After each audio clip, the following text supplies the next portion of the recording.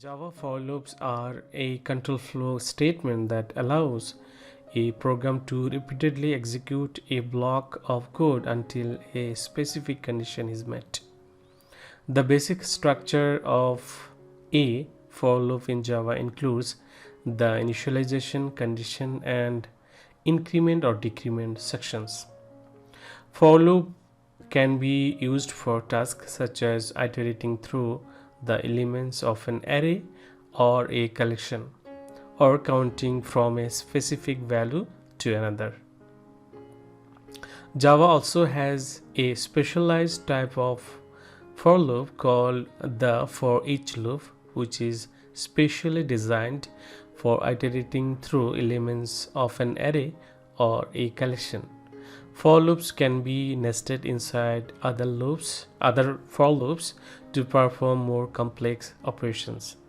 It is a good practice to use them with caution, as nested loops can make the code harder to read and understand, and also can cause performance issues if not used properly. Alright, I am in Eclipse. So at first I am going to create a Java project. Give any name of the project. I am giving loop demo, then finish. So then after that I am going to create a class. So I can, okay, here is the class. Again, here I'm giving the name of the class is main, and that main class should have main method. That is the reason that I'm checking this box, public static void main. Okay, so if you check this, automatically this method will be inserted in the class. So our main class is ready, as well as main method is also ready. So I'm going to write is a simple statement SOP print me. Okay, now if I try to execute this one, if I run this application, so what is run, so print me, so it display only one time.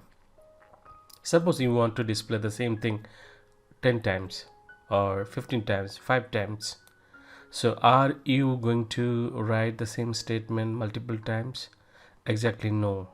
Okay, so for this kind of things we have better options called loop. So that is what I'm going to talk about. Okay, so let me write a simple for loop. So for loop is written something like using the keyword for, then it has a body, and inside there are three parts. First is initialization, int I equal 0. This is called initialization. Then after that there will be condition I less than, say that I want to execute this loop for 5 times, so 5, then I plus plus. Okay, condition, and this one, the last part, it will be executed only after completing the body. Okay, so it will initialize I equal to 0, then it will check whether I less than 5 or not, then go inside this body, then again come back and it will increment it. So expression will be re-evaluated, this expression again. Okay, let me keep this inside.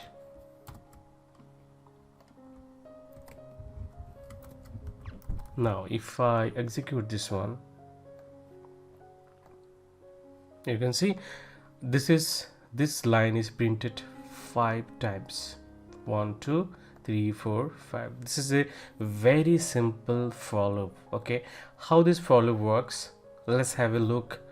The flow chart of for loop, how it works.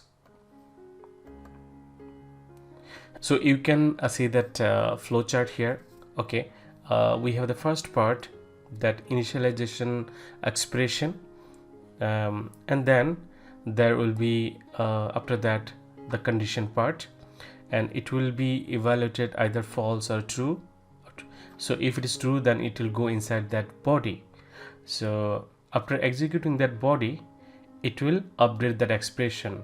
Okay, say that I was equal to 0, then it will be updated I, for example, it will be incremented. Okay, then again it will go to the validation part, I mean the condition. So it will be evaluated again whether it's true or false.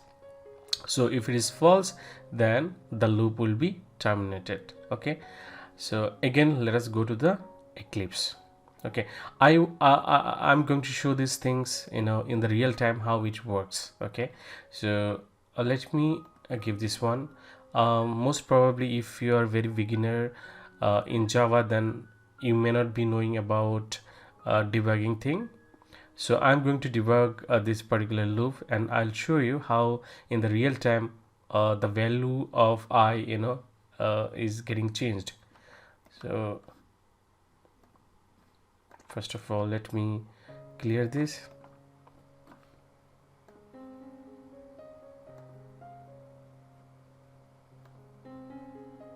Okay, the first iteration, so you can see that I equal to 0. Since I 0 is less than 5, so condition is true, it will come inside this, you know, body, and this statement will be printed. The next, so whenever in the next iteration, what will happen to the variable I? Okay, so in the variable I, you can see that in the next iteration it will be 1. 1 is less than 5, that is the reason that it will be again coming inside the body. In this way, until and unless it is not less, I mean it is not greater than 5 or equal 5, that this will be executing. As soon as, you know, it is true, it will go inside the body. When this will be false, this particular condition will be false, then this will come out of this particular loop. So let me, so you have seen how the for loop works. So it is also possible to have a loop inside another loop, that is called nested loop. A loop which is you know, in another loop is generally we, you know, call as a nested loop. So how it works, for example, I want to give another you know, I want to write another for loop here. For, let me keep this thing inside the, now this time let me execute this. Okay, so this time it will be more. Okay, under this for loop there is again inside another for loop. So this is the nested for loop. So the outer is the inner, out is called the outer for loop, and then the inside there is another for loop called inner for loop. Okay, so this is just, you know, terminology, nothing special about it. Okay, so we have learned about for loop, then nested for loop. Okay, now how we can in the real time we use the for loop. Okay, in the real project, so most of the time we use for loop for iterating something from array list or some kind of collection. Okay, an example, so I'm going to create an array, string array, fruits,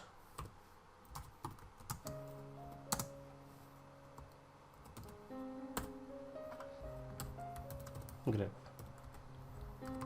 So we have a fruit array that we have declared. Now I want to iterate the things inside fruits. So how I am going to iterate that? Okay, for loop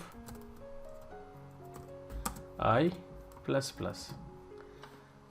Okay, it should be int here. And how I should retrieve the fruit from fruits array, this is the way that you can get it. Okay, so I have the array, so that is the array name that I have written here, and this one, so it will be incrementing 0 1 2 3 something like that. 0 means orange, 1 means apple, 2 means mango, 3 means grape. Okay, so dynamically it will be printed. Okay, now run as Java application. You can see that orange, apple, mango, grape. Okay, so we have seen how to construct array and then iterate the array. Okay, I hope that you understood this basic program. Okay, another example that I want to give, there is the array list. Okay, so in array list, say list, so it contains a string,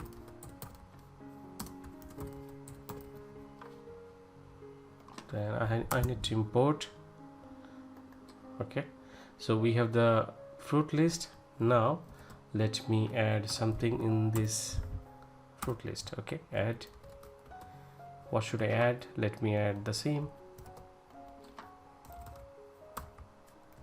All right, now I'll copy paste to make it a little bit faster. Okay,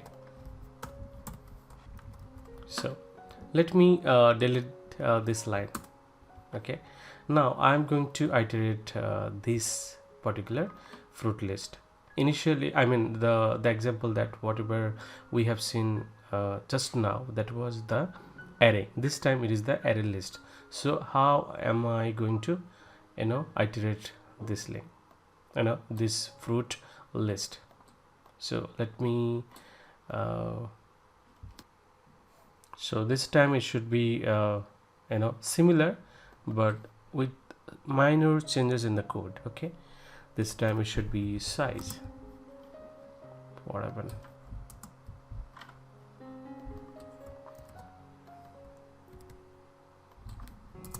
Size.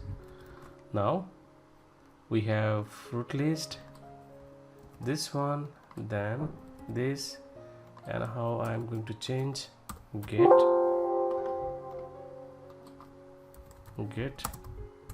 then I.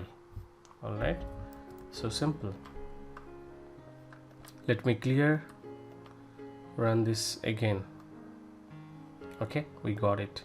So this is very simple program that we have seen how to iterate array, how to iterate fruit list, I mean another array list.